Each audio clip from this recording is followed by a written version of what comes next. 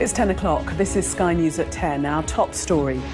UK stocks suffer their worst daily fall in 5 years as markets tumble over Donald Trump's trade tariffs. So unless you've been living under a rock, you might have noticed that the markets have absolutely shit the bed this week. There's been a proper 10% nosedive. It's literally the worst reduction we've seen since COVID of 30%. I've seen guys like Wylearn and BizPath telling people not to panic, which is solid advice, but, you know, where's the actual fucking advice on what to buy when everything's tanking, other than that, you know, dollar cost averaging into the S&P 500, which literally everyone bangs on about?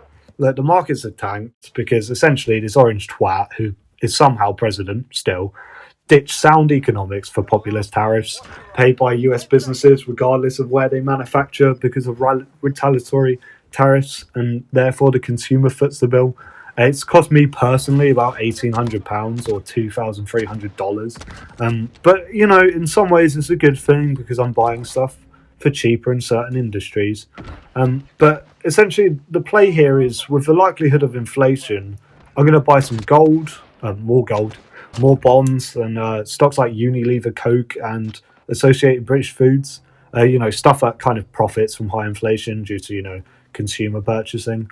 I'm buying more VWRL, which is a global ETF as well, over the S&P 500 because I reckon that having 65% coverage of US stocks is better than 100% coverage of US stocks because things are extremely volatile in the US because of Mr. Trump.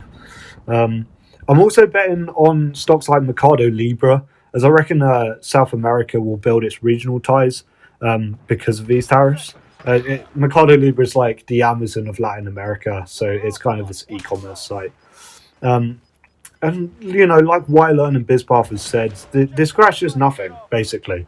It's just a fire sale. You've got to act like things are selling cheap, essentially.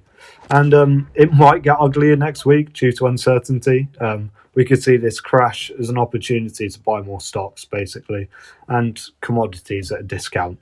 I would say buying consumer goods and staple companies would be a good play as well. So just see it as a sale rather than kind of panic buying and shit. But I've given you a little bit of advice. You can take it if you want. Or not. Who gives a fuck?